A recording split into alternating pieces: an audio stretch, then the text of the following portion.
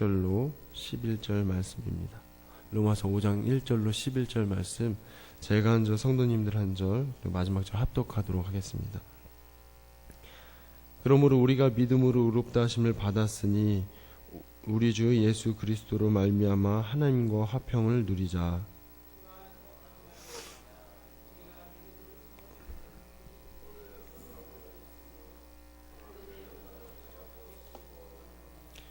다만 이뿐 아니라 우리가 환난 중에도 즐거워하나니 이는 환난은 인내를, 소망이 우리를 부끄럽게 하지 아니함은 우리에게 주신 성령으로 말미암아 하나님의 사랑이 우리 마음에 부은 바 됨이니,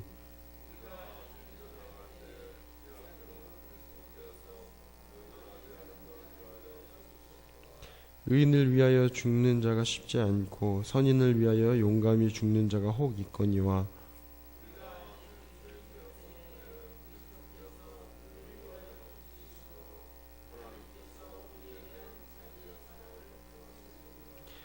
그러면 이제 우리가 그의 피로 말미암아 의롭다 하심을 받았으니 더욱 그로 말미암아 진노하심에서 구원을 받을 것이니,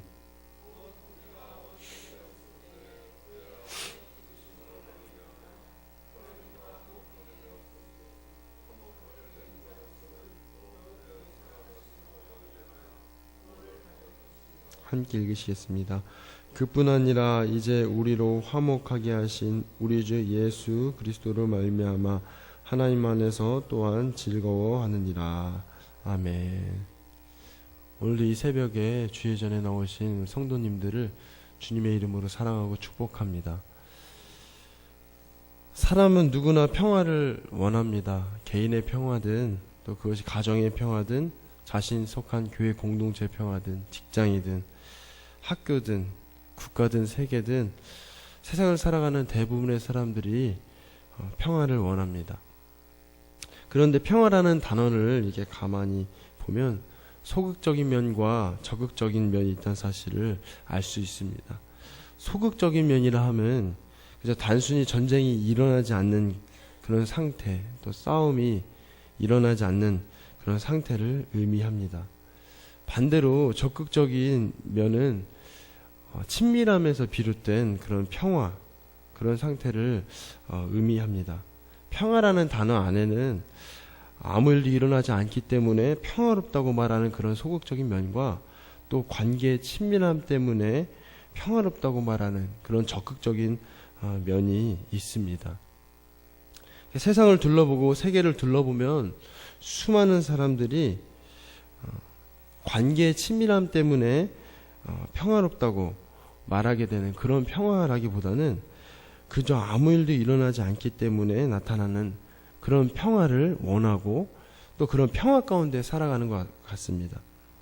날 가만히 좀 내버려둬. 신경 좀 꺼주세요. 내가 하는 일에 배추나라 무나라 하지 마세요. 너나 잘하세요. 이런 말 속에 나타나는 그런 평화가 아닐까 싶습니다. 오늘 본문은 이 세상을 살아가는 대부분의 사람들이 추구하는 그런 평화가 아니라 친밀함으로부터 비롯된 평화에 대해서 소개하고 있습니다. 그리고 이 평화가 얼마나 놀라운 의미를 지니고 있는지 5장 1절부터 11절에 자세하게 설명하고 있습니다. 먼저 이 평화를 얻기 위해서 한 가지 전제 조건이 있습니다. 바로 우리가 예수 그리스도를 믿을 때, 더 정확하게 말하면 이 예수 그리스도께서 우리 죄를 대신해서 화목제물로 죽으셨다는 이 사실을 믿을 때 그 믿음을 의롭게 여겨주신다는 것입니다. 이로 인해서 하나님과 화목한 관계, 그러니까 평화로운 관계가 된다는 것을 설명하기 위해서 이 로마서 1장 18절부터 4장 25절에 이르기까지 이 분량으로는 세 장에 걸쳐서 이렇게 설명하고 있습니다.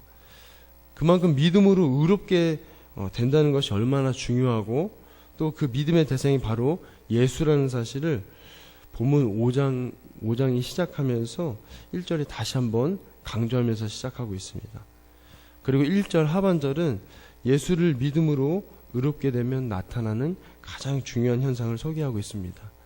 그것이 바로 하나님과 평화로운 관계 가운데 살아간다는 것을 말하고 있습니다.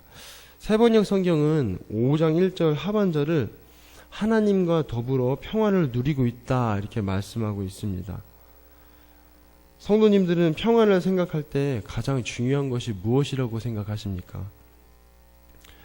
여기서 말하는 평화에서 가장 중요한 것은 바로 친밀함입니다. 신앙생활을 하다 보면 하나님과 친밀하지 않고도 평화로울 때가 있습니다. 그런데 그런 평화는 환란이 닥치면 곧바로 깨지기 마련입니다. 금전의 문제라든지 또 관계의 문제라든지 사업의 문제라든지 학업의 문제, 가정의 문제, 그것이 건강의 문제라든지 어떤 문제가 닥치게 되면 그러한 평화는 순식간에 깨져버리게 됩니다. 그렇기 때문에 이 5장 1절은 우리 주 예수 그리스도로 말미암아 라고 이렇게 분명하게 소개하고 있습니다. 예수 그리스도로 말미암아 하나님과 평화를 누릴 수 있고 또 누리고 있다고 그렇게 말씀하는 것입니다. 그렇다면 이 예수 그리스도로 말미암는다는 것은 도대체 무엇을 의미하는지 알아야 합니다. 저희 2절을 함께 한 목소리를 읽어보도록 하겠습니다. 또한 그로 말미암아 우리가 믿음으로 서 있는 이 은혜에 들어감을 얻었으며 하나님의 영광을 바라고 즐거워하느니라. 2절을 시작하면서 다시 한번 예수님으로 말미암는다고 이렇게 말씀하고 있습니다. 쉽게 말하면 예수님을 통해서 우리가 하나님께 나아갈 수 있는 그 은혜를 얻었다는 것입니다. 예수님을 통해서 하나님의 영광을 바라고 즐거워하게 되었다는 것입니다. 그런데 대부분 여기서 큰 실수를 하게 됩니다. 많은 신앙인들이 예수님을 믿는다고 입술로 고백합니다. 또 그것으로 하나님께 나아갈 수 있는 은혜를 얻었다고 믿으면서 신앙생활을 합니다. 예수님을 통해서라는 말은 예수님과 친밀함이 곧 하나님께 나아가는 것이고 하나님과 친밀하다는 것을 말씀하는 것입니다. 그리스도인이 예수님을 믿는다는 말은 나는 예수님과 친밀합니다 라는 말인 것입니다. 친밀하지 않는데 믿는다? 이것은 어불성설입니다. 하나님과 우리가 관계가 회복되었다는 것은 친밀해짐을 의미합니다. 혹시 길을 가시다가 사형리 책자를 보신 적이 있으십니까?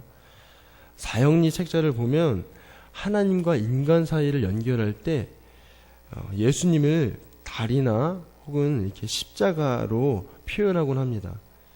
그런데 이런 표현은 신앙생활을 하는 사람들에게 잘못된 신앙관을 형성시킵니다. 예수님을 단지 하나님과 연결시켜주는 그런 역할로만 여기게 만들기 때문입니다. 요한복음 1장 18절은 예수님이 곧 하나님이심을 증거하고 있습니다.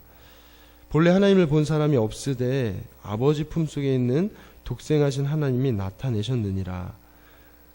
또 요한복음 14장 9절은 아버지를 보여달라는 빌립에게 예수님께서 나를 본 자는 아버지를 보았다라고 이렇게 말씀하고 있습니다. 예수께서 이르시되 빌립아 내가 이렇게 오래 너희와 함께 있으되 너희가 나를 알지 못하느냐 나를 본 자는 아버지를 보았거늘 어찌하여 아버지를 보이라 하느냐. 또 빌립보서 2장 6절은 예수님은 하나님의 본체이고 하나님과 동등된 분임을 이렇게 말씀하고 있습니다. 그는 근본 하나님의 본체시나 하나님과 동등됨을 취할 것으로 여기지 아니하시고. 오늘 로마서 5장 말씀을 나누면서 이 부분을 이렇게 자세하게 설명하는 이유는 우리가 예수 그리스도를 통해서 하나님과 평화로운 관계가 되었고 또 예수님과 친밀한 교제를 나눔으로 하나님의 영광에 이르게 될 그 소망을 온전히 품을 수 있음을 말하고 있기 때문입니다. 계속해서 예수님과 친밀함 가운데 일어나는 일들이 어떤 일들이 있는지 3절부터 5절에서 설명하고 있습니다. 3절부터 5절을 저희들 한 목소리를 읽어보도록 하겠습니다. 다만 이뿐 아니라 우리가 환난 중에도 즐거워하나니 이는 환난은 인내를, 인내는 연단을, 연단은 소망을 이루는 줄 알미로다.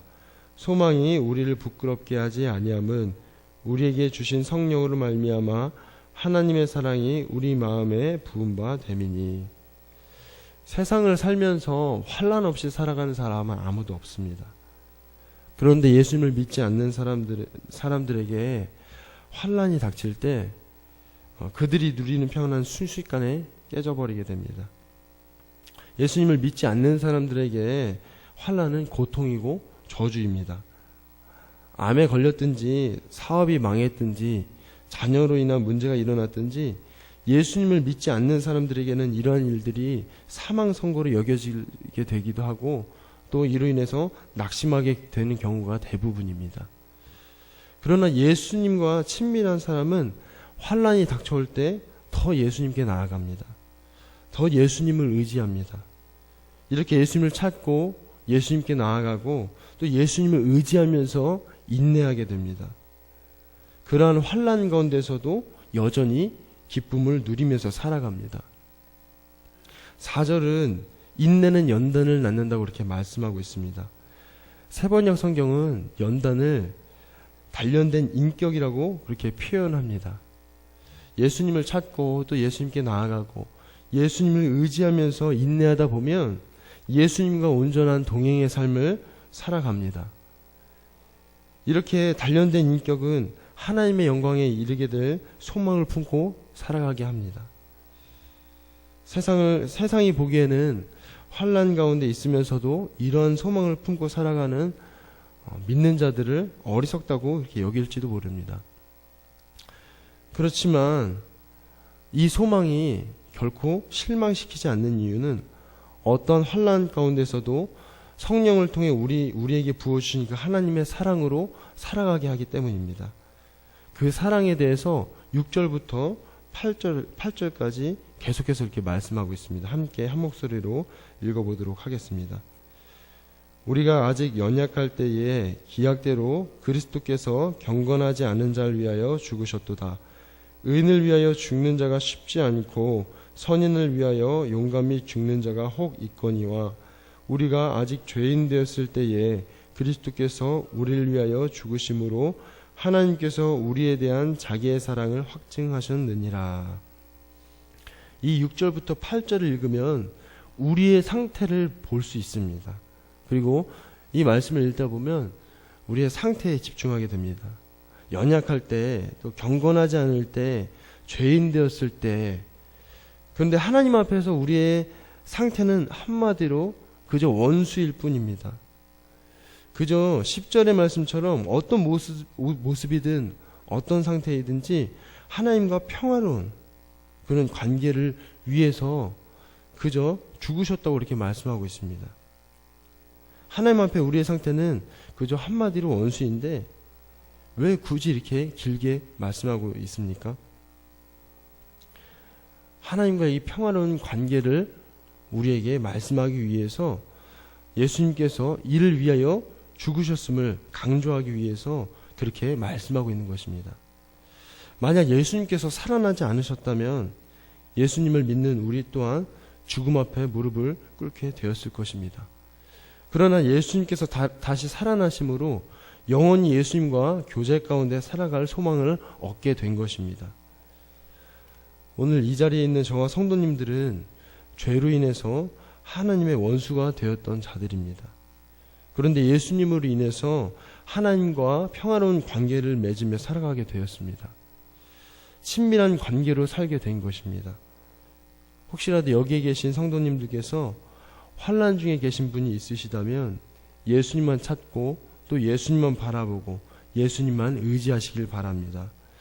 저와 성도님들 마음 가운데 이 하나님과의 평화를, 이 친밀함을 깨트린 것이 있다면 내려놓고 그것이 무엇이든지 다 내려놓고 오직 예수님께만 집중하시길 바랍니다. 예수님과 교제하며 또 예수님을 사랑하며 살아가실 때 주님 안에서 즐거움이 넘쳐나고 날마다 주님께서 허락하신 그 소망 가운데 살아가게 되실 줄 믿습니다.